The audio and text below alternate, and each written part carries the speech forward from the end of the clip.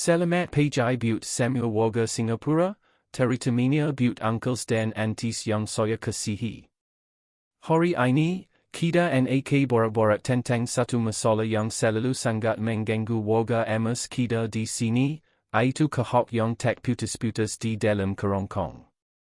Ramai kawan-kawan kita di Singapura ini, bila bangun pagi saja di rumah HDB, Rosa ada sesuatu yang melekat dan paket tersangkut di tekuk. Hendak diluarkan tak keluar, nak daitlan pan tak lepas. Rosa tersambat ITU buat kita Rosa rimas sepanjang hari, nak pergi morning walk pan Rosa tak selesa. Mungkin uncles dan aunties sudah cuba macam-macam ubat dari poliklinik atau kedai ubat, tapi kahok ITU macam, rumput di garden by the bay, lepas potong, dia tumbuh balik. Sekejap baik, sekejap ditang balik. Penat, kan? Sebenarnya, selama ini mungkin kita dah salah-salahkan tempat. Masalah kahok di tekuk ini, pankanya mungkin bukan di tekuk, dan bukan juga sebenarnya di paru-paru. Tapi ia berpangka daripada organ yang kita selalu terlepas pandang dalam kuarka panas lembab Singapura ini, iaitu limpa, spleen. Dalam ilmu perubatan tradisional, ada satu prinsip, limpa adalah kilang pembuat kahok, manakala paru-paru hanyalah stor penyimpan kahok. Apa maknanya? Ini bermakna sistem pensanan, limpa dan perat, kita ialah kilang utama yang menghasilkan kahok. Paru-paru cuma tempat gudang simpanan saja. Kalau kita cuma sibuk bersihkan gudang tapi tak tata operasi kilang yang rosak ITU, memang sampai bila-bila pan kahok takkan habis. Jadi, dalam video hari ini, saya nak kongsi satu cara hebat untuk buang kahok sampai ke akarnya. Ini adalah resepi teh terapi pemakanan yang sangat senang. Kita cuma guna halio yang ada kat depa kita, camper dengan trilogi barang baik untuk diabas jadi teh. Rosya kita ini ialah, kuatkan limpa, buang lambupan. Bila sistem limpa kita kuat dan lambupan, humidity, dalam bidon hilang, secara automatik kahok ITU tak ada lagi pangka untuk tumbuh. Kalau amalkan selalu, bukan saja tekuk rosa bersih, tapi satu bidon rosa ringan dan paru-paru pan jadi clear. Sebelum kita teruskan, kalau uncles dan aunties betul-betul sayang pada kesihatan diri dan keluarga, pastikan tekan button subscribe dan locking notifikasi. Di sini, kami kongsi rahsia kesihatan yang orang jarang bincangkan. Kalau suka kandangan ini, take one div one gon komen sebagai tanda sokongan. Mari kita bermula. Kenapa kahok ini dajal sangat? Sebelum saya kongsi resepi rahsia ini, kita kena faham dulu macam mana kahok ini boleh muncul. Biar kita faham betul-betul, barulah kita guna dengan yakin. Seperti yang saya kata tadi, limpa adalah pangka kahok. Dalam perubatan tradisional, limpa ini bukan sekadar organ fizikal, tapi satu sistem logistik dalam badan kita. Tugasnya ada dua. Tukarkan makanan kepada nutrisi, semua yang kita makan di hawker center, nasi lemak, mie rebus, atau kopi, limpa akan tukarkan jadi tenaga untuk hantar ke seluruh badan. Uraskan air dalam badan, ini sangat penting. Air yang kita minum, limpa akan proses. Yang bagus jadi pelansa badan, yang kotor hantar ke pandi kencing untuk dibuang. Apabila fungsi limpa kuat, semua, saluran air, dalam badan kita lancar. Badan rosa segar. Tapi, kalau limpa jadi lima, mungkin sebab kita selalu makan makanan berminyak, minum teh ais atau kopi pang, kurang bersenam, atau terlalu banyak berfikir, limpa akan mula mogok. Bila kilang limpa ini rosak, ia tak boleh uraskan air kotor dalam badan. Air kotor ini bertekang. Lama-lama, air yang bertekang ini jadi paket dan akhirnya bertukar jadi kahok. Inilah maksudnya, lambupan jadi kahok. Kahok ini kemudiannya akan menggelar dan paling suka duduk kat paru-paru.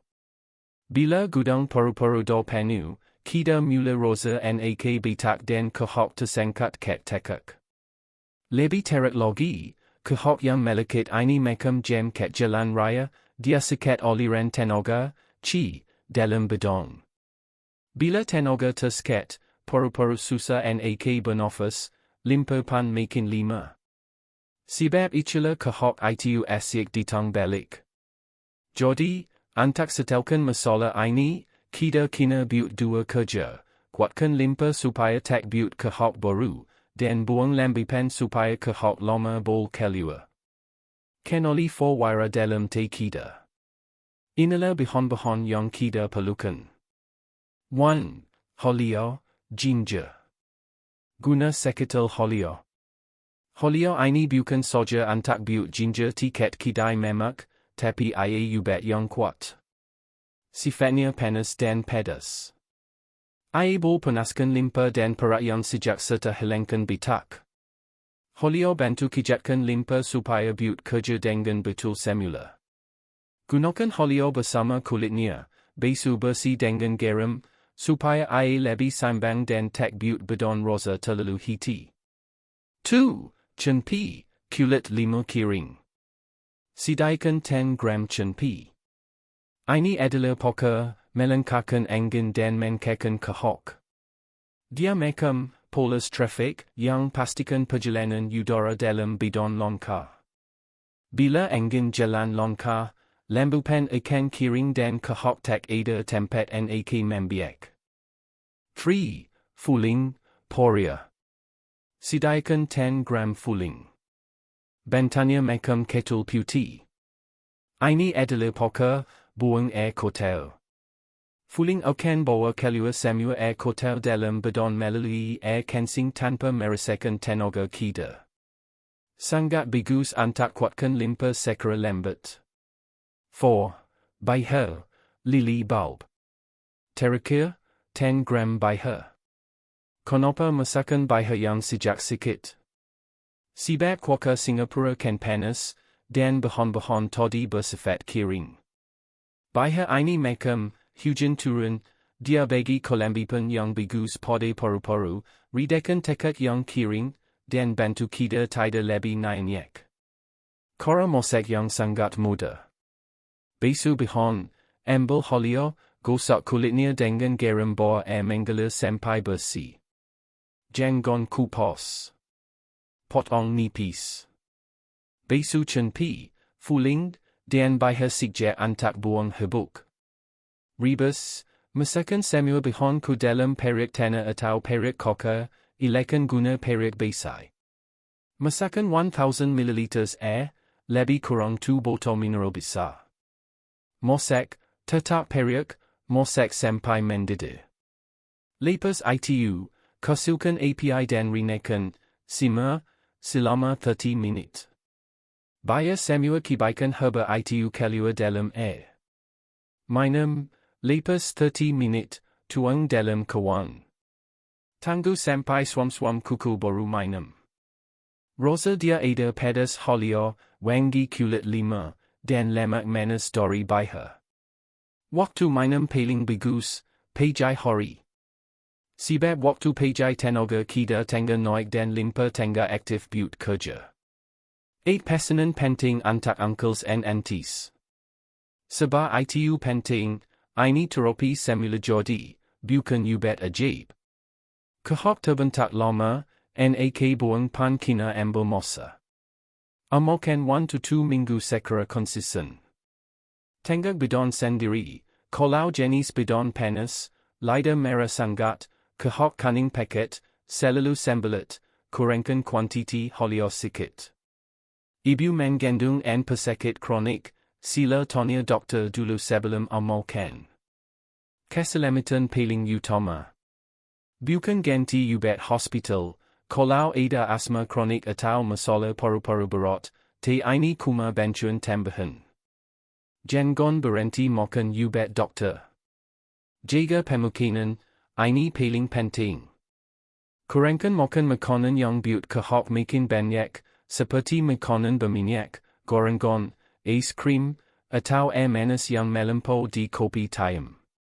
Gerakan bidon, pergi jalan-jalan kat park connector atau buat tai chi pergerakan bantu bidon buang lambutan lebih cepat. Hati kina tenang, jangan terlalu banyak risau, stres. Menjikat perubatan tradisional, banyak fikir sangat berusakan limpa.